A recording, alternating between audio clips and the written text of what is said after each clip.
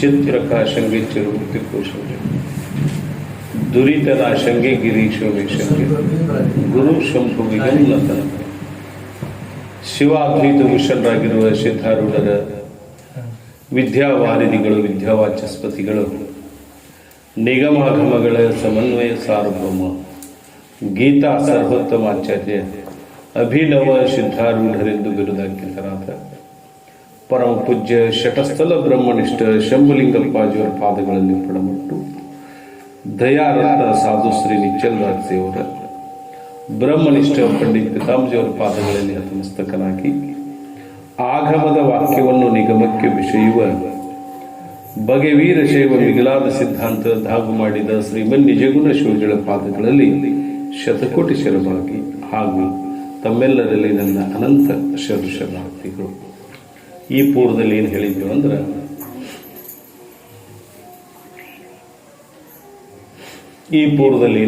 ಅಂತಂದ್ರೆ ಎಷ್ಟನೇ ಕಾಲ ಆರಂಭ ಐತ್ರಿ? 4ನೇ ಕಾಲ. ಆ ಕಾಲದ ಹೆಸರೇನ? ನಾನು ಪಂಚಕೋಶ ಅತೀತನು. ಅತೀತ ಅತ್ಯದ ಕಲಿಬೇಕು.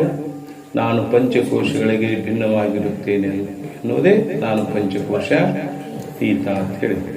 ಕೋಶತ್ಯದ ಕಲಿಬೇಕು ಅನ್ನೋ ಮಾತನ್ನು ಹೇಳಿದ್ರಿ. ಕತ್ತೆ ಮೇಲಿನವರೇ, ಧನವನ್ನಿಡುವ ಬಕ್ಕಸ, ಕೋಶಾಕಾರ ಜಂತು ನಿಗ್ರಹ ಇವುಗಳಿಗೆ ಕೋಶಗಳನ್ನುತ್ತಾರೆ. ಏಕೆಂದರೆ ಹೊರೆಯಿಂದ ಚರ್ಮದಿಂದ ಮಾಡಲ್ಪಟ್ಟವರಿಗೂ ಕತ್ತಿಯನ್ನು ಮುಚ್ಚುವಂತೆ, ಪೆಟ್ಟಿಗೆ ಧನವನ್ನು ಮುಚ್ಚುವಂತೆ, ಕೋಶಾಕಾರ ಜಂತುವನ್ನು ಮುಚ್ಚುವಂತೆ ಪಂಚಕೋಶಗಳು ಆತ್ಮನನ್ನು ಆವರಿಸಿರುವುದರಿಂದ ಏನಂತೀವಿ ನಾವು, ಅವುಗಳಿಗೆ ಕೋಶಗಳೆನ್ನುತ್ತೇವೆ. ಆ ಪಂಚಕೋಶಗಳೆಷ್ಟು ಅಂದಾಗ 5. ಆದರೆ ಅವು ಯಾವುವು ಅಂದಾಗ ಅನ್ನಮಯ ಕೋಶ, ಪ್ರಾಣಮಯ ಕೋಶ, ಮನೋಮಯ ಕೋಶ, ವಿಜ್ಞಾನಮಯ ಕೋಶ, ಆನಂದಮಯ ಕೋಶ. ಈ ರೀತಿಯಾಗಿ ಏನಾಗ್ಯವ್ರೆ ಪಂಚಕೋಶಗಳೆಷ್ಟದವೆ? 5 ಅಂತ ಹೇಳ್ತೇವೆ. ಈ ಪಂಚಕೋಶಗಳು ಈ 5 ಏನದವ್ರೆ ಪಂಚಕೋಶಗಳದಾವ. ಇದರಲ್ಲಿ ಮೊದಲನೇದು ಯಾವುದ್ರಿ ಅಂದ್ರೆ ಅನ್ನಮಯ ಕೋಶ. ಅನ್ನಮಯ ಕೋಶ ಎದಕ್ಕೆ ಕಲಿಬೇಕ್ರಿ? ಸ್ಥೂಲ ಶರೀರಕ್ಕೆ ಅನ್ನಮಯ ಕೋಶ ಅನ್ಬೇಕು. ಅದು ಮಾತಾಪಿತೃ ಭೋಜನ ಮಾಡಿದ ಅನ್ನದ ಸಾವಿರ ರೂಪವರೆ ನೇಮಿಸಿ ಮಾತಾಪಿತೃ ಸಂಯುಗ ಮೂಲಕ ಮಾತೃಗರ್ಭದಲ್ಲಿ ಪಿಂಡಾಕಾರ ಉತ್ಪತ್ತಿಯಾಗಿ ಜನ್ಮಾಂತರದಲ್ಲಿ ಕ್ಷೀರಾದಿ ಅನ್ನಗಳಿಂದ ವೃತ್ತಿಯಾಗುತ್ತದೆ. ಮರಣಾಂತರದ ಅನ್ನಮಯ ಪ್ರತಿಲೀನವಾಗುತ್ತದೆ. ಈ ರೀತಿ ವಿಕಾರ ಧರ್ಮವುಳ್ಳ ಸ್ಥೂಲ ಶರೀರಕ್ಕೆ ಏನಂತೀವಿ ನಾವು? ಅನ್ನಮಯ ಪ್ರತಿ, ಅದು ಅನ್ನಮಯ ಕೋಶ ಅಂತ ಹೇಳಿದ್ವಿ. ಅನ್ನಮಯ ಕೋಶ ನಾಯಕಲ್ಲ. ಅನ್ನಮಯ ಕೋಶ ಹಂಗೈತೆ ಅಂದ್ರೆ ಜನ್ಮಕ್ಕಿಂತ ಪೂರ್ವ ಮರಣಾನಂತರದಲ್ಲಿ ಅಭಾವವುಳ್ಳದ್ದಾಗಲು ಘಟದಂತೆ ಕಾರ್ಯರೂಪ ಇರುತ್ತದೆ. ಮೊದಲು ಇಲ್ಲ, ಹುಟ್ಟುಕ್ಕಿಂತ ಮೊದಲು, ನಾಶಾನಂತರದಲ್ಲಿ ಇಲ್ಲ. ಘಟ ಹೆಂಗ ಕಾರ್ಯರೂಪ ಐತೋ ಉತ್ಪತ್ತಿ ಕಾರ್ಯ ಹೇಳ್ತೀವಿ. ಹುಟ್ಟುಕ್ಕಿಂತ ಮೊದಲು ಇರುವುದಲ್ಲ, ನಾಶಾನಂತರದಲ್ಲೇ ಇರುವುದಿಲ್ಲ. ಘಟ ಹೆಂಗ ಕಾರ್ಯರೂಪ ಐತೋ ಹಂಗೆ ಕಾರ್ಯರೂಪ ಆಗಿರೋದ್ರಿಂದ ಅದು ಅಭಾವ ಐತಿ. ಆ ಸರ್ವಕಾಲದಲ್ಲಿ ಆತ್ಮ ಭಾವರೂಪನಾಗಿರೋದು ಅನ್ನಮಯ ಕೋಶ. ಅಲ್ಲದು ನಂದು ಅಲ್ಲ ಅಂತ ಹೇಳಿ. ಇನ್ನ ಮನೋಮಯ ಕೋಶ ಕೆದಕತ್ರಿ ಸಹಿತ ಮಲಕ್ಕ ಮನೋಮಯ ಕೋಶ. ಅದು ಹೆಂಗೈತಿ? ದೇಹಾದಿಗಳಲ್ಲಿ ಹಂತ, ಗ್ರಹಾದಿಗಳಲ್ಲಿ ಮಮತಾ ರೂಪ ಅಭಿಮಾನ ಮಾಡುತ್ತಾ ಇಂದ್ರಿಯ ದ್ವಾರ ಬಹಿರ್ಗಮನಗೊಳ್ಳುತ್ತಾ ಇರುತ್ತದೆ. ಮತ್ತ ಆ ಮನೋಮಯ ಕೋಶ ನಾಯಕಲ್ಲ. ಕಾಮಕ್ರೋಧಾದಿ ವೃತ್ತಿಯುಕ್ತವಾಗಿರೋ ನೇಮರಹಿತ ಸ್ವಭಾವ ಉಳ್ಳದ್ದಾಗಿರೋದು ಅದೇನಾಗೈತಿ? ವಿಕಾರ ಐತಿ. ವಿಕಾರ ಏನಿಸ್ತತಿ? ನಾ ನಿರ್ವಿಕಾರ ಕೂಟಸ್ಥನಿರೋದು ಅವು ಏನಲ್ಲ ಮನೋಮಯ ಕೋಶ. ಅಲ್ಲ, ಅದು ನಂದು ಅಲ್ಲ. ಮೊದಲು ಪ್ರಾಣಮಯ ಕೋಶ ಹೇಳ್ಬೇಕಾಗಿತ್ತು. ಪ್ರಾಣಮಯ ಕೋಶ ಅಂದ್ರೆ ಪಂಚಕರ್ಮೇಂದ್ರ ಸಹಿತ ಪಂಚಪ್ರಾಣ ಪ್ರಾಣಮಯ ಕೋಶ. ಪ್ರಾಣ ಹೆಂಗೈತಿ? ಸರ್ವ ಶರೀರಕ್ಕೆ ಬಲವನ್ನು ತಂದು ಕೊಡ್ತೈತಿ. ಇಂದ್ರಿಯಗಳು ತಮ್ಮ ತಮ್ಮ ಕಾರ್ಯದಲ್ಲಿ ಪ್ರವೃತ್ತಿ ಮಾಡಕ್ ಕಾರಣ ಐತಿ. ಪ್ರಾಣಮಯ ಕೋಶ ನಾಯಕಲ್ಲ ಅಂದ್ರೆ ಪ್ರಾಣ ಹೆಂಗೈತ್ರಿ? ಯಾರು ನಿದ್ರೆಯಲ್ಲಿ ಮಲಗಿರುವಾಗ ಪ್ರಾಣ ಎದಿರ್ತೈತಿ. ಯಾರ ಸ್ನೇಹಿತರು ಬಂದ್ರೆ ಸನ್ಮಾನಿಸುವುದಿಲ್ಲ. ಚೋರರು ಒಡೆಯುಗಳನ್ನು ಕೊಂದೊಯ್ದರೂ ನಿಷೇಧಿಸಲಾರ. ಪ್ರಾಣವು ಘಟದಂತೆ ಜಡವಾಗಿರುತ್ತದೆ. ಚೇತನ ರೂಪನಾದ ನಾನು ಅದಕ್ಕೆ ವಿಲಕ್ಷಣವಾಗಿರುತ್ತೇನೆ. ವಿಜ್ಞಾನಮಯ ಕೋಶ ಕಲ್ಬೇಕ್ರಿ? ಬುದ್ಧಿ ಸಹಿತ ಪಂಚ ಜ್ಞಾನೇಂದ್ರ ಸಹಿತ ಬುದ್ಧಿಗೆ ವಿಜ್ಞಾನಮಯ ಕೋಶ ಅನ್ಬೇಕು. ಅದ್ ಹೆಂಗೈತಿ? ಚಿದಾಭಾಸಯುಕ್ತ ಬುದ್ಧಿಯು ಸುಸುಪ್ತಿಯಲ್ಲಿ ಲೀನವಾಗುತ್ತದೆ. ಜಾಗ್ರಾವಸ್ಥೆಯಲ್ಲಿ ಕರ್ತೃತ್ವ ಭೋಕ್ತೃತ್ವದಿಂದ ನಖಸಿಕ ಪರ್ಯಂತರವಾಗಿ ವ್ಯಾಪಿಸಿಕೊಂಡಿರುತ್ತದೆ. ಹೌದು, ಮತ್ತೆ ಏನಾಗೈತಿ ಅದಕ್ಕೆ ಯಾಕೆ ನಾ ಭಿನ್ನ ಅಂದ್ರೆ ಬುದ್ಧಿ ಅದೇನಾಗೈತಿ, ಬುದ್ಧಿ ಏನಾಗೈತಿ ಉಲಯವೇ ಅವಸ್ಥೆ ಉಳ್ಳದ್ದಾಗಿರೋದು ವಿನಾಶ. ಸುಸುಪ್ತಿಯಲ್ಲಿ ಲಯ ಆಗೈತಿ, ಮತ್ತು ಜಾಗ್ರಾವಸ್ಥೆಯಲ್ಲಿ ಮತ್ತದು ಉದಯ ಆಕತಿ. ಉಲಯವೇ ಅವಸ್ಥೆ ಉಳ್ಳದ್ದಾದ್ರೆ ವಿನಾಶ. ನಾ ಹೆಂಗದಂದ್ರೆ ಅವಿನಾಶನು, ಯಾವಾಗಲೂ ನಾಶ ಆಗದೇ ಇರತಕ್ಕಂಥವು. ಆದ್ದರಿಂದ ವಿಜ್ಞಾನಮಯ ಕೋಶ ನಾ ಅಲ್ಲ, ಅದು ನಂದು ಅಲ್ಲ. ಆನಂದಮಯ ಕೋಶ ಪುಣ್ಯ ಕರ್ಮಗಳ ಫಲಭೋಕಾಲಿ ಬುದ್ಧಿ ಅಂತರ್ಮುಖವಾಗಿ ಆತ್ಮಸ್ವರೂಪದ ಆನಂದದ ಪ್ರತಿಬಿಂಬವನ್ನು ಹೊಂದುತ್ತದೆ. ಪ್ರಿಯ ಮೋದ ಪ್ರಮೋದ ರೂಪ ವೃತ್ತಿ ಸ್ಥಿತಿಯನ್ನು ಹೊಂದುತ್ತದೆ. ಈ ರೀತಿ ಉಂಟಾದ ಆನಂದವು ಆನಂದಮಯ ಕೋಶ ಉಳಿಸುತ್ತದೆ. ಹೆಂಗೆ ಅಂದ್ರೆ ಹೇಳ್ತಾರೆ, ಇಲ್ಲಿದ್ರೆ ಪ್ರಾರಂಭ ಮಾಡೋಲ್ಲ. ಪುಣ್ಯ ಕರ್ಮಗಳ ಫಲಭೋಗ ಕಾಲದಲ್ಲಿ ಬುದ್ಧಿ ಅಂತರ್ಮುಖವಾಗಿ ಆತ್ಮಸ್ವರೂಪದ ಆನಂದದ ಪ್ರತಿಬಿಂಬ ಹೊಂದುತ್ತೆ. ಹೆಂಗಪ್ಪ ಅಂದ್ರೆ ಪುಣ್ಯ ಕರ್ಮ ಫಲ ಕೊಡಕ್ಕೆ ಬರ್ತದೆ. ಪುಣ್ಯ ಕರ್ಮದ ಫಲ ಏನ್ರಿ? ಆನಂದ. ಪಾಪ ಕರ್ಮದ ಫಲ ಏನು? ದುಃಖ. ಆ ಕರ್ಮ ಫಲ ಕೊಡಕ್ಕೆ ಬರ್ತದ ನಮಗೆ ಆನಂದ ಆಗ. ಆನಂದ ಹೆಂಗ ಆಕೈತೆ ಅಂದ್ರೆ ಇಷ್ಟು ವಸ್ತುವಿನ ದರ್ಶನ. ನಾವು ಯಾವುದೇ ಒಂದು ಇಚ್ಛಿತ ವಸ್ತುವಿನ ದರ್ಶನ ಆಯ್ತು ನಮಗೆ ಏನಾಕೈತಿ, ವೃತ್ತಿ ರಜೋಗುಣ ಆಗಿರ್ತೈತಿ, ಅದ ನಿಂತು ಬಿಡ್ತೈತಿ, ಏಕಾಗ್ರತೆ. ಅಲ್ಲಿ ಆತ್ಮಸ್ವರೂಪದ ಆನಂದದ ಪ್ರತಿಬಿಂಬ ಬೀಳ್ತೈತಿ. ಬಿದ್ದಾಗ ನಾವು ಹೇಳ್ತೀವೋ ವಿಷಯದಿಂದ ಅಷ್ಟು ವಸ್ತುವಿನಿಂದ ಆನಂದ ಆತ್ಮೋತೀವಿ. ವಿಚಾರ ಮಾಡಕ್ ಹೋದ್ರೆ ಅದು ಎಲ್ಲಿರುತ್ತೆ? ಆತ್ಮಸ್ವರೂಪ ಆನಂದದ ಇರ್ತದೆ. ಈ ಆನಂದ ಎಷ್ಟು ಪ್ರಕಾರಕ್ಕೆ ಅಂದ್ರೆ ಪ್ರಿಯ ಮೋದ ಪ್ರಮೋದ ರೂಪ ವೃತ್ತಿ ಸ್ಥಿತಿಯನ್ನು ಹೊಂದುತ್ತದೆ. ಇಷ್ಟ ವಸ್ತುವಿನ ದರ್ಶನದಿಂದಾದ ಆನಂದ ಪ್ರಿಯ ರೂಪ, ಇಷ್ಟ ವಸ್ತುವಿನ ಲಾಭದಿಂದ ಆನಂದ ಮೋದ ರೂಪ, ಇಷ್ಟ ವಸ್ತುವಿನ ಭೋಗದಿಂದ ಆನಂದ. ಹೌದಿಲ್ಲ? ಯಾವುದೇ ಒಂದು ಹಣ್ಣು ಈಗ ಹೇಳಿಲ್ಲ, ಹಣ್ಣು ತಿನ್ಬೇಕಾಗೈತಿ, ಹಣ್ಣು ನೋಡಿದ ಅಂದ್ರೆ ಆನಂದ. ಅದನ್ನು ಕೊಂಡುಕೊಂಡು ಕೈಯಾಗಿ ಹಿಡ್ಕೊಂಡ ಪ್ರಾಪ್ತಿ ಆದ್ಮೇಲೆ ಒಂದು ಆನಂದ, ಮುಂದಾದಾದ್ಮೇಲೆ ತಿನ್ನಕತ್ತಿದ್ರೆ ಆಗ ಒಂದು ಆನಂದ.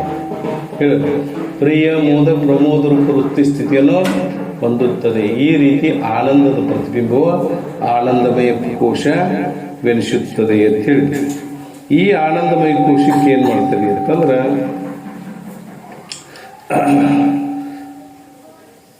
ಈ ಆನಂದಮಯ ಕೋಶ ಪಕ್ಷಿಗೊಳಿಸ್ತಾರೆ. ಇಲ್ಲಿ ಏನ್ ಮಾಡಿದ್ರೆ ತೈತಿರಿ ಉಪನಿಷತ್ತಿನಲ್ಲಿ ಎಲ್ಲವನ್ನೂ ಈ ಕೋಶಗಳನ್ನು ಅಷ್ಟು ಪಕ್ಷಿಗೊಳಿಸ್ತಾರೆ. ಇಲ್ಲಿ ಆನಂದಮಯ ಕೋಶ ಅಂತ ಪಕ್ಷಿಗೊಳ್ತಾರೆ.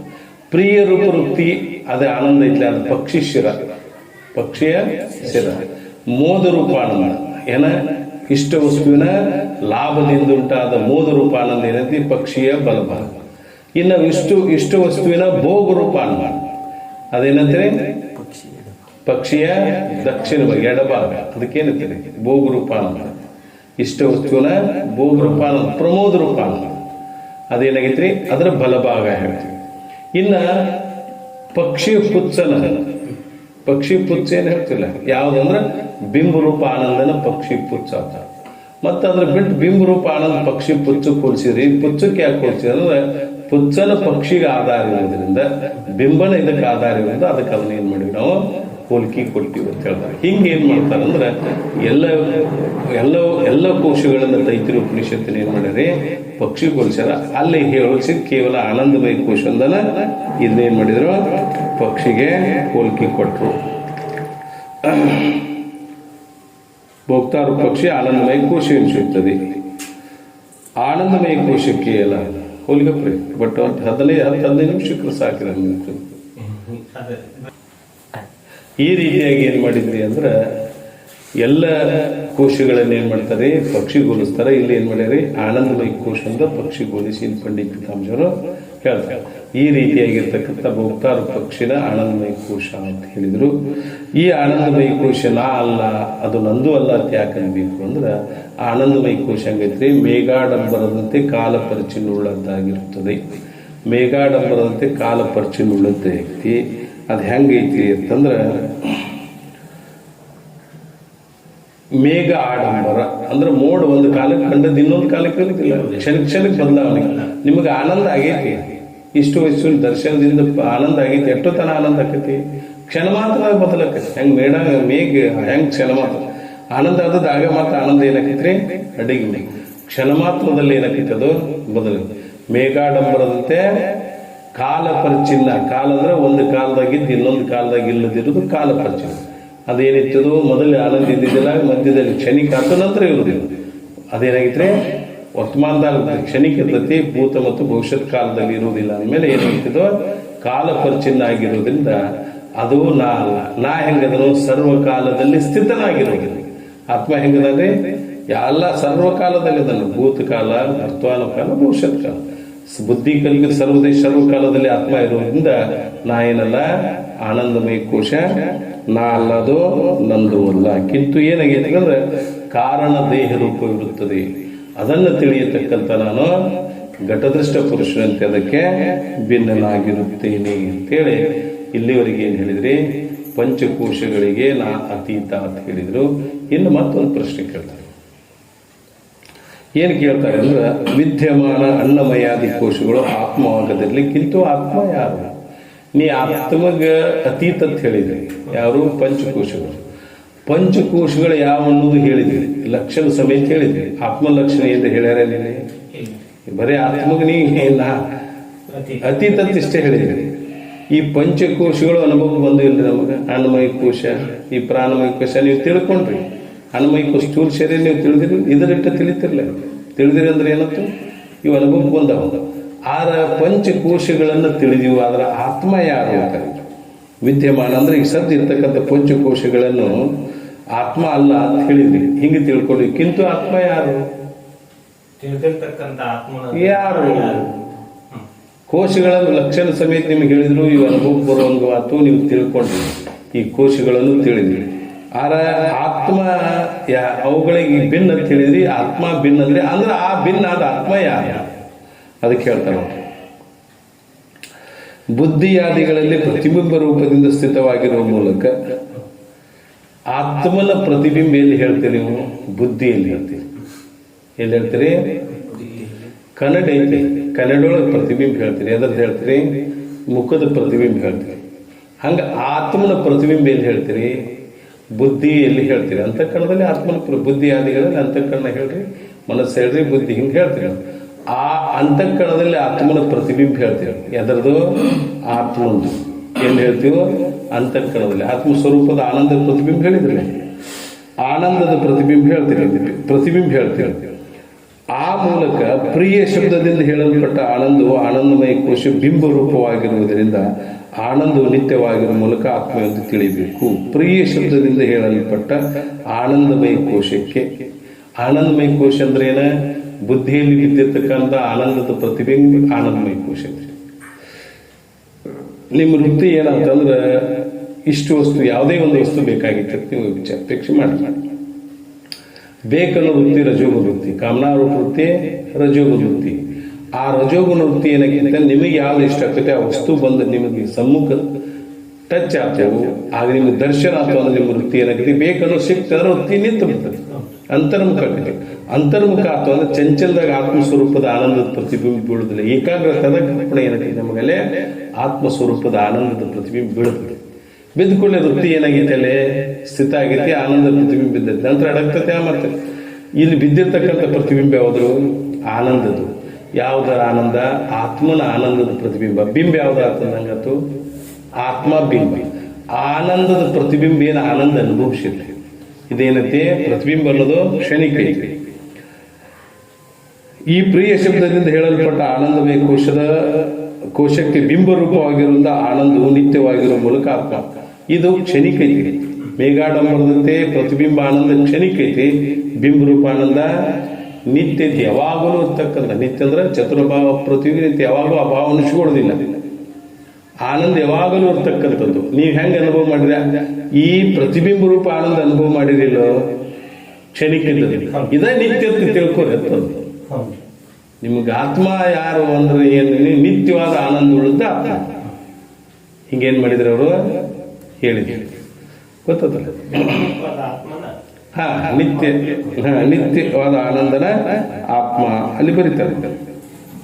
ಪ್ರಿಯ ಶಬ್ದದಿಂದ ಹೇಳಲ್ಪಟ್ಟ ಯಾವ ಆನಂದಮಯ ಕೋಶವು ಕೋಶಕ್ಕೆ ಬಿಂಬ ರೂಪ, ಆನಂದಮಯ ಕೋಶ ಅಂದ್ರೆ ಆನಂದದ ಪ್ರತಿಬಿಂಬ ಆನಂದಮಯ ಕೋಶ, ಅದಕ್ಕೆ ಬಿಂಬ ರೂಪವಾಗಿರುವುದರಿಂದ ಆನಂದವು ನಿತ್ಯವಾಗಿರುವ ಮೂಲಕ ಆತ್ಮವೆಂದು ತಿಳಿಬೇಕು. ಇದು ಕ್ಷಣಿಕ ಐತಿ, ಅದು ನಿತ್ಯ. ಆತ್ಮ ಯಾರಲ್ಲ ಕ್ಷಣಿಕಲ್ಲ, ಇದರ ಪ್ರತಿಬಿಂಬ, ಇದರ ಬಿಂಬ ಯಾವ್ದೈತಿ? ಆತ್ಮ ನಿತ್ಯ ಆನಂದ ಐತಿ, ಅದ ಆತ್ಮ ಅಂತ ತಿಳ್ಕೊ. ಹೌದಿಲ್ಲ? ಅನುಭವಕ್ಕೆ ಬರ್ತಾನೆ. ಅವ್ರು ಹೇಳ್ತಾರೆ ಪಂಚಕೋಶಗಳು ಅನುಭವಕ್ಕೆ ಬರುವಂತೆ ಅದಕ್ಕೆ ಭಿನ್ನವಾದ ಆತ್ಮ ಅನುಭವಕ್ಕೆ ಬರಲಿಲ್ಲವಾದ್ದರಿಂದ ಆತ್ಮನು ಪಂಚಕೋಶಗಳು ಭಿನ್ನವೆಂದು ಹೇಗೆ ನಿಶ್ಚಯಿಸುವುದು? ನೀವು ಪಂಚಕೋಶಗಳ ಅನುಭವಕ್ಕೆ ಬಂದು, ಅನುಭವ ಅಂದ್ರೆ ಏನ್ರಿ?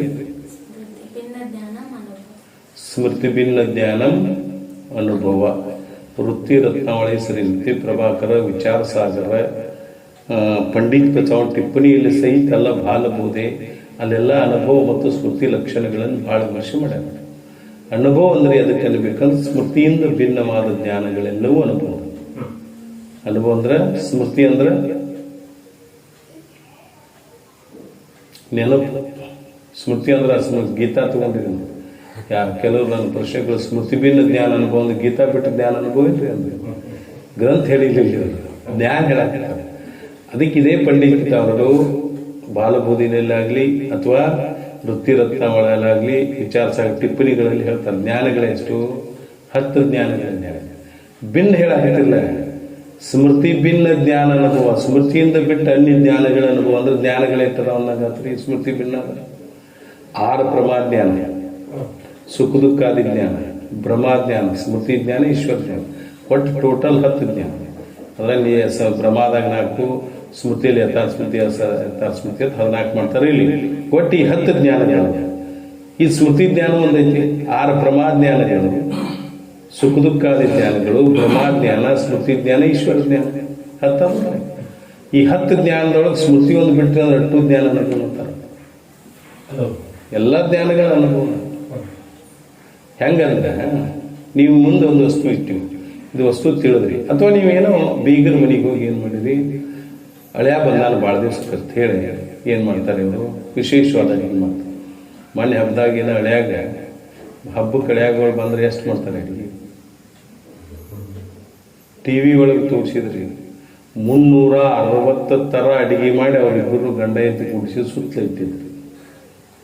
ಇರಲಿ, ನಾವು ವಿಶೇಷ ಮಾಡಿದ್ವಿ. ಹಳೆಯ ಬಂದು ಅಡಿಗೆ ಮಾಡಿ ಊಟ ಮಾಡಿದ ಕೂಡಲೇ ಅದ್ರ ಊಟದ ಅನುಭವ ಆಗೈತಿ, ಸ್ವತಃ ಅನುಭವಿಸಿರಿ, ಜ್ಞಾನ ಆಗೈತಿ, ಅನುಭವಿಸಿರಿ, ಅದರ ಸುಖ ದುಃಖ ಅದರ ಆನಂದ ಮಾಡಿಕೊಂಡ್ರಿ.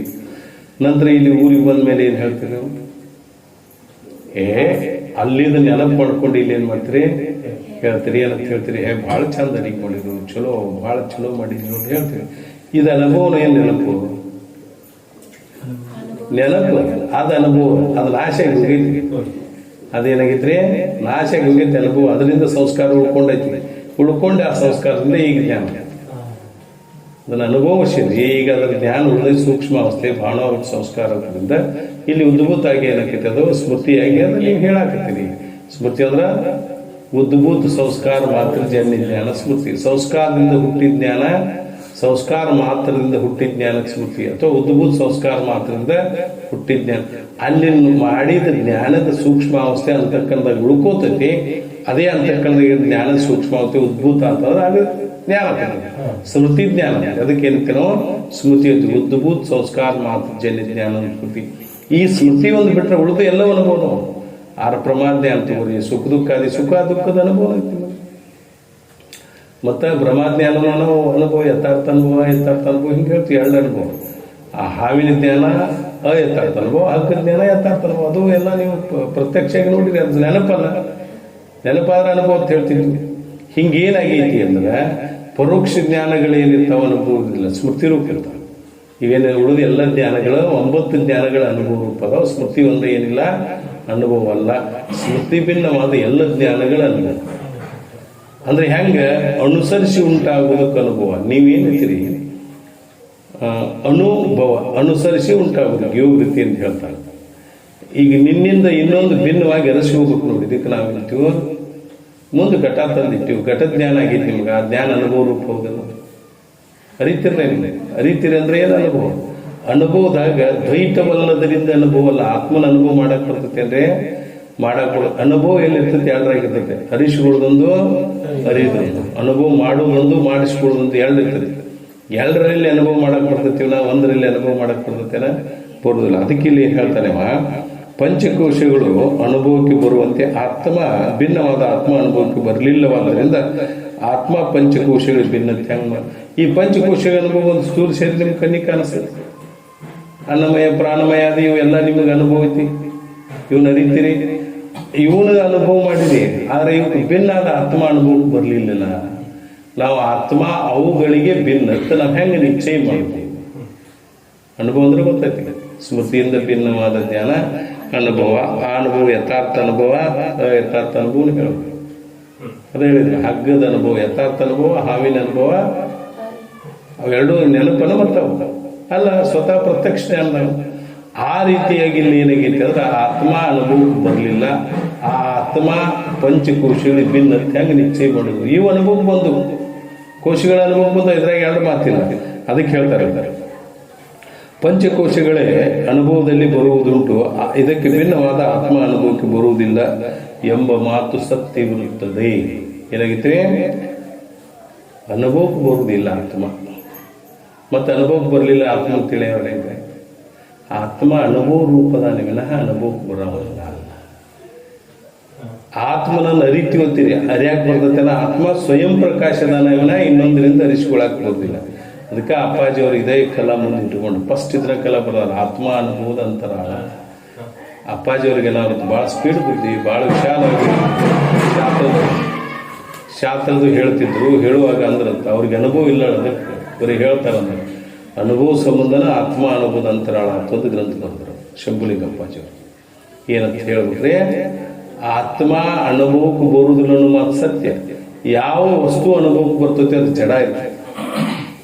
ಮತ್ತೆ ಎಲ್ಲಿ ಅನುಭವ ಹೇಳಬೇಕು? ಎರಡು ಇದ್ದಲ್ಲಿ ಅನುಭವ ಹೇಳಬೇಕು. ಒಂದಿದ್ದಲ್ಲಿ ಹೇಳಕ್ ಬರ್ತೈತಲ್ಲ, ಪರಮಾನುಭವದಲ್ಲಿ ಅದೇ ಸ್ವತಃ ಶ್ರೀಮಂದಿ ಜೀವಿಗಳು ಹೇಳ್ತಾರೋ ಏನಂತ, ದ್ವೈತವಲ್ಲದರಿಂದ ಅನುಭವವಲ್ಲ, ಆತ್ಮ ಅನುಭವ ರೂಪಲ್ಲ, ಅನುಭವ ಹೇಳಕ್ ಬರೋದಿಲ್ಲ. ಎರಡಿದ್ದ ದ್ವೈತ ಐತಿದೆ. ಇದರಲ್ಲೇ ಅನುಭವ ರೂಪ ಹೇಳುದು ಹೆಂಗಂತಂದ್ರೆ, ಹುಂಚಿನಕಾಯಿ ಹುಳಿ ಐತಿ, ಹೌದ್ರಿ? ಹುಂಚಿನಕಾಯಿ ಹುಳಿ ಐತಿ ಅಂದ್ರೆ ಅದು ಸ್ವರೂಪತ ಹುಳಿ ಐತೋ ಯಾವ್ದಾರ ಹುಳಿ ಹಾಕಿರಿ ಅದಕ್ಕೆ, ಹೌದಿಲ್ಲ? ಮತ್ತದ ಈಗ ಉದಾಹರಣೆ ಸಕ್ಕರೆ ಅಥವಾ ಬೆಲ್ಲ ಸಿಹಿ ಇರ್ತದೆ, ಸ್ವರೂಪತ ಸಿಹಿ ಐತಿ. ಮುಂದೆ ಅದನ್ನು ಬ್ಯಾರೆದಕ್ಕೆ ಹಾಕಿರಿ ಎಲ್ಲ ಸಿಹಿ ಹಾಕವ. ಆದ್ರೆ ಅದರಲ್ಲಿ ಏನು ಸ್ವರೂಪತ ಸಿಹಿ ಐತಿ. ಹಂಗ ಸ್ವರೂಪತ ಅನುಭವ ರೂಪದಾನ. ಆತ್ಮ ಏನದಾನೋ ಅನುಭವ ಸ್ವರೂಪದಾನವೇನ ಇನ್ನೊಂದಕ್ಕೆ ಅನುಭವ ಬರೋಲ್ಲ. ಆತ್ಮ ಅನುಭವ ಬರುವುದಿಲ್ಲ ಅನ್ನೋ ಮಾತು ಏನಾಗಿದ್ರೆ ಸತ್ಯ ಐತಿ. ಆತ್ಮ ತಿಳಿಯಾಕ ಬರುದಿಲ್ಲ ಅನ್ನೋದೊಂದು, ಆತ್ಮ ಅನುಭವಕ್ಕೆ ಬರುದಿಲ್ಲ ಅಂದ್ರು ಒಂದು ಆತ್ಮನ ತಿಳಿಯಾಕ ಸಾಧ್ಯ ಐತಿಲ್ಲ. ಇಲ್ಲ ಅಂದ್ರೂ ಸಹಿತ ಒಂದು ಅನುವಿನಿಂದ ಹೇಳ್ತಾರೆ. ಪೇಳುತ್ತಂದ ಅನುವಿನಿಂದ ಕೇಳು ಪ್ರದೇಶ ಬೇಕದ್ರಿಂದ ಸತ್ಯಂ ಜ್ಞಾನ ಸುಖ ನಿತ್ಯಂ ಪರಿಪೂರ್ಣಾಂತಾನಂದ ದರ್ಶಿವ ಲಕ್ಷ್ಯ ಕೊಡುಬಿಟ್ಟು ವರ್ಷಮದಿಂದ ಲಕ್ಷ್ಯ ಅನಸಿಗೆ ಗೋಚರ ಬೆಂದಿನ ಶುದ್ಧ ಜಾರಿಸಿಕೊಳ್ಳು. ಗೋಚರ ಅಂತ ಹೇಳುದು ಹೆಂಗೆ? ಒಂದು ಅನುವಿನಿಂದ ಹೇಳುದು. ಶಬ್ದದ ಶಕ್ತಿ ವೃತ್ತಿಯಿಂದಲ್ಲ, ಲಕ್ಷಾವೃತ್ತಿಯಿಂದ. ಶಬ್ದದ ಲಕ್ಷಾವೃತ್ತಿಯಿಂದ ಅದು ಮತ್ತೆ ಶಬ್ದದ ಲಕ್ಷಾವೃತ್ತಿ ಅಲ್ಲದ ಸಹಿತ ಮತ್ತೇನಾಗೈತಿ? ಫಲವ್ಯಾಪ್ತಿಯಿಂದಲ್ಲ, ವೃತ್ತಿ ವ್ಯಾಪ್ತಿಯಿಂದ. ಅದು ಮಲಿನ ಮನಸ್ಸಿನಿಂದ, ಶುದ್ಧ ಮನುಷ್ಯನಿಂದ. ಅದು ಹೆಂಗೆ ಹೇಳುದಂದ್ರೆ ಅದು ಅರಿಯಾಕೆ ಬರ್ತೈತೆ ಅಂತ ಇಷ್ಟಕ್ಕೆ ಹೇಳುದಿಲ್ಲ. ಸ್ವತಃ ಸ್ವಯಂ ಪ್ರಕಾಶ ಐತಿ, ಅರಿಯಾಕೆ ಹೆಂಗೆ ಬರುದಿಲ್ಲ. ಹಂಗ ಆತ್ಮ ಸ್ವತಃ ಅನುಭವ ರೂಪದಾನ. ಇನ್ನೊಂದು ಆತ್ಮನನ್ನ ಇನ್ನೊಬ್ಬರ ಅನುಭವ ಮಾಡಕ್ ಬರುದಿಲ್ಲ. ಅದಕ್ಕೆ ಅನುಭವ ಮಾಡಕ್ ಬರುದಿಲ್ಲ ಅನ್ನೋ ಮಾತು ಏನಂತಾರೆ? ಸತ್ಯವಿರುತ್ತದೆ ಅಂತಾರೆ. ನೀವು ಒಂದು ಅನುಭವಕ್ಕೆ ಬರ್ಲಿಲ್ಲ ಗುರುಗಳ ಅನುಕೂಲ ಅವ್ರು ಹೇಳ್ತಾರೋ ಯದ್ಯಪಿ ಆದರೂ ಅನುಭವಕ್ಕೆ ಬರುದಿಲ್ಲ ಅನ್ನೋ ಮಾತು ಏನೈತಿ? ಸತ್ಯ. ಆದಾಗ್ಯಾದರೂ ಅನುಭವಕ್ಕೆ ಬರುದಿಲ್ಲ ಅನ್ನೋ ಮಾತು ಸತ್ಯ. ಮತ್ತೆ ಅನುಭವ ಬರುದಿಲ್ಲ ಬಿಟ್ಟು ಬಿಡುದಿಲ್ಲ ಇಲ್ಲ ಹೇಳ್ತಾರೆ. ಸತ್ಯವಿರುತ್ತದೆ ಅದು ಯದ್ಯಪಿ ಹೇಳಿದ್ರೆ. ತಥಾಪಿ ಆದಾಗ್ಯಾದರೂ ಯಾವ ಅನುಭವದಿಂದ ಪಂಚಕೋಶಗಳನ್ನು ತಿಳಿಯಲ್ಪಟ್ಟಿತೋ ಆ ಅನುಭವ ನಿವಾರಿಸುವರು ಯಾರು? ನೀವು ಯಾರಿಂದ ಪಂಚಕೋಶಗಳನ್ನು ತಿಳಿದ್ರಿ? ಅನುಭವಕ್ಕೆ ಬಂದು ನನಗೆ ಪಂಚಕೋಶ ತಿಳಿದ್ರಿ. ಅದರಿಂದ ತಿಳಿದ್ರಿ. ಯಾವ ಅನುಭವದಿಂದ ತಿಳಿದ್ರಿ? ಆತ್ಮನಿಂದ ತಿಳಿದಿರಿ. ಆತ್ಮನ ಅನುಭವದಿಂದ ತಿಳಿದ್ರಿ. ಇದನ್ನು ಮತ್ತೆ ಅನುಭವ ಸುಳ್ಳುತ್ತೀರಿ? ಇದನ್ನ ಯಾರು ಸುಳ್ಳಕ್ಕೆ ಸಾಧ್ಯತೆನ? ಯಾವುದರಿಂದ ತಿಳಿದ್ರಿ ಅದೇ ಅನುಭವ. ಪಂಚಕೋಶನ ಹೆಂಗೆ ತಿಳಿದ್ರಿ? ಈ ಚಿದಾಭಾಸನಿಂದ ತಿಳಿದ್ರಿ. ಚಿದಾಭಾಸನ ತಿಳಿಬೇಕಲ್ಲ, ತಿಳಿದಿರಿ. ಅದರಿಂದ ತಿಳಿದ್ರಿ, ಆತ್ಮನಿಂದಲೂ ತಿಳಿದ್ರಿ, ಆತ್ಮನ ಅನುಭವದಿಂದಲೂ ತಿಳಿದ್ರಿ. ಇವು ಇದು ಅನುಭವಕ್ಕೆ ಬಂದವ. ಈ ಅನುಭವ ಸುಳ್ಳಾಕೈತೇನ? ಈ ಅನುಭವ ಎತ್ತಾಗ್ತೈತಿ. ಇದನ್ನು ನಿವಾರಿಸುವವರು ಯಾರು? ಕಿಂತು ಯಾರಿಂದಲೂ ನಿಷೇಧಿಸಲಾಗದು. ಆದ್ದರಿಂದ ಪಂಚಕೋಶವನ್ನು ಅನುಭವಿಸುವ ಚೇತನವೇ ಪಂಚಕೋಶಿಗೆ ಭಿನ್ನವಾಗಿರುವ ಆತ್ಮನಿಂದ ತಿಳಿಯಬೇಕು. ಎಲ್ಲವನ್ನೂ ಚೇತನದಿಂದ ಅನುಭವ ಮಾಡಿರಿ ವಿನಃ ಈ ಪಂಚಕೋಶಗಳನ್ನು ಅನುಭವ ಮಾಡಿದ್ದ ಚೇತನದಿಂದ ಮಾಡಿದ ಸ್ವತಃ ಅಲ್ಲ. ಆ ಅನುಭವ ರೂಪವಾದ ಚೇತನನ ಏನಾಗಿದ್ರೆ ಆತ್ಮ ಅಂತ ತಿಳಿಬೇಕೆ ವಿನಃ ಕಿಂತು ಆತ್ಮ ಅದರಿಂದ ಭಿನ್ನ ಅಲ್ಲ. ಆತ್ಮ ಅದನ್ನ ಬಿಟ್ಟು ಮತ್ತೆ ಅನುಭವಕ್ಕೆ ಹೇಳುವಂಗಿಲ್ಲ. ಅನುಭವ ರೂಪನದಾನ ಆತ್ಮ. ಅವನು ಅರಿಬೇಕಾದ್ರೆ ಏನ್ ಬೇಕ್ರಿ? ಮತ್ತೊಂದು ಏನು ಬೇಕಾಗಿಲ್ಲ, ಸ್ವತಃ ಸ್ವಯಂ ಪ್ರಕಾಶ ಅದನ್ನ ಇನ್ನೊಂದು ಅನುಭವ ಮಾಡ್ಬೇಕಾದ್ರೆ ಏನ್ ಬೇಕು? ಎಲ್ಲಾ ಬೇಕು. ಪರಂತು ತಾ ಏನಿದಾದ್ರೆ ಅನುಭವ ಮಾಡ್ಬೇಕಾದ್ರೆ ಬರುದಿಲ್ಲ. ಅನುಭವ ಸ್ವರೂಪನದಾನ, ಅನುಭವ ರೂಪನದಾನ. ಹೆಂಗಂದ್ರೆ ನೀವು ಸೂರ್ಯನ ಇಲ್ಲಿ ಸೂರ್ಯ ಎಲ್ಲ ಕಡೆಗೆ ಬೆಳಗ್ತಾರೆ, ಹೌದಿಲ್ಲ? ಸೂರ್ಯನನ್ನು ಬೆಳಗುದು ಹೆಂಗಂದ್ರ ಸೂರ್ಯಗೆ ಬೆಳಕು ಹಾಕ್ಬೇಕು. ಈಗ ಸೂರ್ಯನ ಬೆಳಕು ತಗೊಂಡು ನೀವೇನ್ ಮಾಡ್ತೀರಿ? ಮನ್ಯಾಗ ಅದು ಹಿಂಗೆ ಹಾಕಿದ್ರೆ ಅಂದ್ರೆ ಬೆಳಕು ಬೆಳಕು. ಹಂಗೆ ಚಿದಾಭಾಸ ಏನ್ ಮಾಡ್ತಾನೋ ಉರ್ದು ಒಳಲ್ಲಿ ಎಲ್ಲವನ್ನ ಅರಿತಾನೆ. ಯಾರು ಸಾಯ್ ತಗೊಂಡ್ರೆ ಆತ್ಮನ ಚೇತನ ರೂಪ ಸಾಯ್ ತಗೊಂಡು ಎಲ್ಲವನ್ನ ಅರಿತಾನೆ. ಅದೇ ಚಿದಾಭಾಸ ಆತ್ಮನನ್ನು ಅರಿತಾನೆ. ಅದ ಕನ್ನಡಿ ಬೆಳಕು ಸೂರ್ಯಗೆ ಹಾಕಿದ್ರೆ ಏನು ಅದೇ ಯಾಕೆ ಬರ್ತದೆ? ಇಲ್ಲ, ಅದು ಸ್ವತಃ ಪ್ರಕಾಶಕ್ಕೆ. ಹಂಗೆ ಆತ್ಮ ಆದ್ರೂ ಸಹ ಸ್ವತಃ ಪ್ರಕಾಶ, ಅದು ಸ್ವತಃ ಅನುಭವ ರೂಪದ. ಬೆಲ್ಲನ ಉಳಿದದಕ್ಕೆ ಹಾಕಿ ಬೆಲ್ಲ ರುಚಿ ಆಗ್ತೈತಿ. ಅದಕ್ಕೇನು ರುಚಿ ಎದರಿಂದ ಹಾಕಕ್ಕೆ ಸಾಧ್ಯತೆ ಅನ್ನಂದ್ರೆ ಹೆಂಗೆ ಸಾಧ್ಯಲ್ಲೋ ಆತ್ಮ ಅನುಭವಕ್ಕೆ ಬರುವುದಿಲ್ಲ ಅನ್ನೋ ಮಾತು ಸತ್ಯ. ಅನುಭವ ರೂಪದ ಆತ್ಮ ಎಲ್ಲವನ್ನೂ ಈ ಅರಿತದ್ರಿಂದ ಆತ್ಮನಿಂದ ಅರಿತೀರಿ, ಆತ್ಮನ ಅನುಭವದಿಂದ ಅರಿತೀರಿ. ಆ ಅರಿಯತಕ್ಕಂಥ ಅನುಭವ ರೂಪ ಆತ್ಮನ ಚೇತನ ಸ್ವರೂಪದ ಆತ್ಮ ಅನುಭವ ರೂಪ ತಿಳಿರಿ. ಅದು ಪಂಚಕೋಶಕ್ಕೆ ಭಿನ್ನ ಐತಿ. ಈ ರೀತಿಯಾಗಿ ಏನ್ ಮಾಡ್ರಿ? ತಿಳ್ಕೋರಿ ಅಂತ ಹೇಳಿ ಆತ್ಮ ಅನುಭವಕ್ಕೆ ಬರುದಿಲ್ಲ. ಆತ್ಮ ಅನುಭವ ಬಂದ ಜಡ ಅನಿಸ್ಕೊಳ್ತೀವಿ. ಅದು ಯಾವ್ದು ಅನಿಸ್ಕೊಳ್ತದೆ? ಜಡ ಅನಿಸ್ಕೊಳ್ತೀವಿ. ಅಂದ್ರೆ ಅನುಭವ ಅಂದ್ರೆ ಏನು? ಸ್ಮೃತಿ ಭಿನ್ನ ಜ್ಞಾನ. ಯಾವ್ದ್ರ ಜ್ಞಾನ ಆಕೈತಿ ಅದು ಜಡ ಅನಿಸ್ಕೊಳ್ತೈತಿ. ಸ್ಮೃತಿ ಭಿನ್ನ ಜ್ಞಾನ ಅನುಭವ. ನನಗೆ ಪ್ರತ್ಯಕ್ಷ ಜ್ಞಾನ ಹೇಳ್ರಿ, ಪರೋಕ್ಷ ಜ್ಞಾನ. ನೀವು ಜ್ಞಾನ ಮಾಡ್ಕೋತೀರಿ ಅಂದ್ರೆ ತಿಳಿದ್ರಿ ಅಂತ ಅರ್ಥ. ತಿಳಿದೈತಿ ಅಂದ್ರೆ ಅದು ಏನಾಗೈತಿ? ಜಡ ಆಕೈತಿ. ಆತ್ಮ ಚೇತನ ಸ್ವರೂಪದನ ಅವ್ನು ತಿಳಿಯಕ್ ಬರೋದಿಲ್ಲ. ಆದ್ದರಿಂದ ಅವ ಅನುಭವ ರೂಪದ. ನೀವು ಹೇಳೋದಾರ ಅದನ್ನ ಉದಾಹರಣೆ ಕೊಟ್ಟಾರ. ಆತ್ಮ ಅನುಭವ ಹುಂಚಿನ ಹುಳಿ, ಬೆಲ್ಲದ ಸಿಹಿ. ಅವು ಸ್ವತಃ ಅದಾವಿನ ಇನ್ನೊಂದಕ್ಕೆ ಯಾವಾಗ ಹಾಕ್ತಿರೋ ಅವಕ್ಕೆಲ್ಲ ಆಗಲ್ಲ. ಹಂಗ ಆತ್ಮ ಅನುಭವ ಸ್ವರೂಪದನ, ಆತ್ಮ ಚೇತನ ಸ್ವರೂಪದನ, ಸ್ವಯಂ ಪ್ರಕಾಶ ಸ್ವರೂಪದ. ಆತ್ಮನ ಏನ್ ಮಾಡಕ್ ಬರುದಿಲ್ಲ? ಅನುಭವ ಮಾಡಕ್ ಬರುದಿಲ್ಲ. ಮತ್ತ ಆತ್ಮ ಅನುಭವ ಹೇಳ್ತಾರಲ್ಲ ಅಂದ್ರೆ ಹಿಂಗೆ ಹೇಳುದು. ಏನ್ ಹೇಳಿದ್ರಲ್ಲ, ಈ ರೀತಿಗೆ ಸರ್ವದ ಅನುಭವ ಸ್ವರೂಪದಾನಂತ ಆತ್ಮ ಅನುಭವದ ಅಡಿಗೆ ಮಾಡಿ ಅನುಭಾವಿಗಳೆಲ್ಲರೂ ಕೂಡಿ ಅದೊಂದು ಸತ್ಪುರುಷರ ಒಂದು ಪದ್ಯ. ಅದು ಅನುಭವ ಸ್ವರೂಪನ ಆತ್ಮವನ್ನು ಎಲ್ಲ ಅನುಭವ ಕೂಡಿ ತಮ್ಮ ಸ್ವಯಂ ಪ್ರಕಾಶ ರೂಪ ಆಗಿರ್ತಕ್ಕಂಥ ಆ ಆತ್ಮನ ಅನುಭವ ಹಿಂಗೆ ಮಾಡ್ಲಿಕ್ಕೆ ಸಾಧ್ಯ ಇರ್ತೀವಿನ ಇನ್ನೊಂದರಿಂದ ಮಾಡ್ಲಿಕ್ಕೆ ಏನಿಲ್ಲ, ಸಾಧ್ಯ ಇಲ್ಲ ಅಂತ ಹೇಳಿದ್ದೇವೆ. ಆತ್ಮ ಅಂದ್ರೆ ಏನಂದಾಗತ್ತೆ ಹೇಳಿ? ಚೇತನ ಸ್ವರೂಪದನ, ಅದರಿಂದಲೇ ಎಲ್ಲವನ್ನ ಅನುಭವ ಮಾಡಾಕತ್ತೆ. ಆತ್ಮನ ಅನುಭವ ಮಾಡಾಕ ಬರುವುದಿಲ್ಲ. ನೀವು ತಿಳಿದಾದ್ರೆ ಹೆಂಗೆ ತಿಳಿದು ಅಂದ್ರೆ ಹಿಂಗೆ ತಿಳಿದು ಬಿಂಬ ರೂಪ ಆನಂದ ಕ್ಷಣಿಕೈತಿ, ಪ್ರತಿಬಿಂಬ ರೂಪ ಆನಂದ ಕ್ಷಣಿಕೈತಿ, ಬಿಂಬ ರೂಪ ಆನಂದ ನಿತ್ಯ. ಆ ಆನಂದ ಸವಿದಿರ್ಲಿ, ಅದೇ ನಿತ್ಯ ಆನಂದ ತಿಳ್ಕೊರಿ. ಹೌದಿಲ್ಲ? ಅದೇ ನಿತ್ಯ ಅದ ಆನಂದನ ಆತ್ಮ. ಹಿಂಗೆ ಹೇಳಕ್ ಹೋಗ್ತಿ. ಇನ್ನ ಆತ್ಮನು ಹೇಗಿರುತ್ತಾನೆ? ಆತ್ಮನ ಸ್ವರೂಪ ಏನಾಗಿದೆ? ಆತ್ಮ ಅಂತ ಯಾರಿಗೆ ಹೇಳಿದ್ರು ಅಂತಃಕರಣ ಉಪಯುಕ್ತ ಚೇತನ ಅಂತ ಹೇಳ್ತೀರಿ. ಅದೇ ವ್ಯಾಪಕ ದೃಷ್ಟಿಯಿಂದ ಅದು ಬ್ರಹ್ಮ ಅಂತ ಹೇಳ್ತಾರೆ. ಮುಂದೆ ವಿಶೇಷಣೆ ಹೇಳಾದ್ರೆ ಆತ್ಮ ಬ್ರಹ್ಮ ಸ್ವರೂಪದ ಅಂತ ಹೇಳ್ತಾರೆ. ಯಾಕೆ ವ್ಯಾಪಕ ಇದೆ. ಇಲ್ಲಿ ಉಪಾಧಿ ಅಂತಃಕರಣ ಉಪಾಧಿ ಅಂತ ಆತ್ಮ ಹೇಳಿರಿ. ಅಂತಃಕರಣ ಉಪಯುಕ್ತ ಚೇತನ ಅದು ಹೆಂಗದಾನ ಆತ್ಮ ಅಂತಂದ್ರೆ ಜಡ ಅದಾನು, ಚೇತನ ರೂಪದಾನು. ಹೌದೇನ್ರಿ? ಹೆಂಗದಾನೆ? ಸತ್ ಸ್ವರೂಪ ಅದಾನ. ಸತ್ ಅಂದ್ರೆ ಮೂರು ಕಾಲದಾಗ ಬಾಧ ಆಗೈತಿ. ನಾವು ಸತ್ತ ಬಾಧ ಅಂದ್ರೆ ಮಿಥ್ಯ ಅನಿಸಿಕೊಳ್ಳುದಿಲ್ಲ ಆತ್ಮ ಮೂರು ಕಾಲದಾಗ. ಮೂರು ಕಾಲ ಯಾವ್ದು? ಭೂತಕಾಲ, ವರ್ತಮಾನ ಕಾಲ, ಭವಿಷ್ಯತ್ ಕಾಲ. ಹೌದಿಲ್ಲ? ಹಿಂದಿನ ಕಾಲ, ಈಗಿನ ಕಾಲ, ಮುಂದಿನ ಕಾಲ. ಒಂದು ಕಾಲದಾಗ ಎಷ್ಟು ಪ್ರಕಾರ? ಒಂದು ಕಾಲದಾಗ ಎಷ್ಟು ಪ್ರಕಾರ? 4 ಪ್ರಕಾರ ಇರ್ತಾರೆ. ಸಾಮಾನ್ಯ ಭೂತಕಾಲ, ಪೂರ್ಣ ಭೂತಕಾಲ, ಅಪೂರ್ಣ ಭೂತಕಾಲ, ಪೂರ್ಣ ಅಪೂರ್ಣ ಭೂತಕಾಲ. ಮುಂದೆ ವರ್ತಮಾನ ಕಾಲದಾಗ ಹಿಂಗೆ ಸಾಮಾನ್ಯ ವರ್ತಮಾನ ಕಾಲ, ಭವಿಷ್ಯತ್ ಕಾಲದಾಗ ಹಿಂಗೆ 4 ಕಾಲ ಮಾಡ್ತಾರೆ. ಇರ್ಲಿ, ಮೂರು ಕಾಲದಾಗ ಬಾಧ ಆಗುದಿಲ್ಲ. ಯಾವಾಗ ಹಿಂದೂ ಆಗುದಿಲ್ಲ, ಈಗ ಆಗುದಿಲ್ಲ, ಮುಂದೆ ಹಿಂಗೆ ಹೇಳುವುದು. ಜಾಗ್ರ, ಸ್ವಪ್ನ, ಸುಸುಪ್ತಿ ಈ 3 ಕಾಲ ತಗೋಬಹುದು. ಮುಂದೆ ನೀವೇನ್ ತಗೋಬಹುದ್ರಿ? ಈ 3 ಕಾಲ ಅಲ್ದ ದಿನದಲ್ಲಿ, ಪಕ್ಷದಲ್ಲಿ, ಮಾಸ, ವರ್ಷ, ಋತು ಹಿಂಗ ಹೋಗ್ಬೋದು. ಏನ ಪಕ್ಷ ಋತು ವರ್ಷದಲ್ಲಿ ಇಲ್ಲ ಅನ್ನೋದು. ಮುಂದೆ ಏನಾಗೈತ್ರಿ, ಹಿಂಗ ಅವು ಬೇರೆ ಬೇರೆ ರೀತಿ ನೀವು ಎಷ್ಟು ಕಾಲ ಮಾಡ್ತೀರಿ ಮಾಡ್ರಿ, ಮುಂದೆ ವಿಶೇಷಗಳು ಕೇಳ ಹಿಂಗೇನಾಗೈತೆ ಅಂದ್ರೆ ಹಿಂದಿನ ಜನ್ಮ, ಈಗಿನ ಜನ್ಮ, ಮುಂದಿನ ಜನ್ಮ, ಹಿಂಗೆ ಯಾವ 3 ಕಾಲಗಳು ಯಾವ ಬರ್ತವೆ, ಯಾವ ಬೇಕಾದ 3 ಕಾಲಕ್ಕೆ ತೋರಿ ಯಾವ ಕಾಲದಲ್ಲಿ ಬಾಧ ಆಗುದಿಲ್ಲ ಅಂದ್ರೆ ಮಿಥ್ಯತ ನಿಶ್ಚಯ ಆಗುದಿಲ್ಲ ಅಂದ್ಮೇಲೆ ವಸ್ತು ಏನೈತೆ ಅಂದಂಗತ್ರಿ ಸತ್ಯ ಐತೆ ತಿಳುವಳಿಕೆ. ಮಿಥ್ಯ ನಿಶ್ಚಯ ಆಗುದಿಲ್ಲ, ಹಾವಿನಂತೆ ಮಿಥ್ಯ ಅನಿಸ್ಕೊಳ್ಳೋದಿಲ್ಲ, ಆತ್ಮ ಸತ್ಯದಾನ. ಮುಂದೆ ಏನದ್ರಿ, ಚಿತ್ತದ ಅಲುಪ್ತ ಪ್ರಕಾಶ, ಅಡಗದಿರುವ ಪ್ರಕಾಶ. ನೀವು ಯಾವುದೇ ಒಂದು ವಸ್ತುವಿನ ಪ್ರಕಾಶ ತಗೋರಿ ಅಡಗ್ತೈತಿ. ಈಗ ದೀಪ ಆ ದೀಪ ಐತಲ್ಲ, ದೀಪ ನೀವು ಎಣ್ಣೆ ಎಲ್ತಾನೆ ಇರ್ತೈತಿ. ಎಣ್ಣೆ ಹೋತಂದ್ರೆ ಅಡಗ್ತೈತಿ. ಸೂರ್ಯ ಚಂದ್ರಾದಿಗಳು ಸಹಿತ ಈ ಪ್ರಕಾಶಗಳು ಏನಂತವ್ರಿ ಅಡಗೋಲ್ಲ.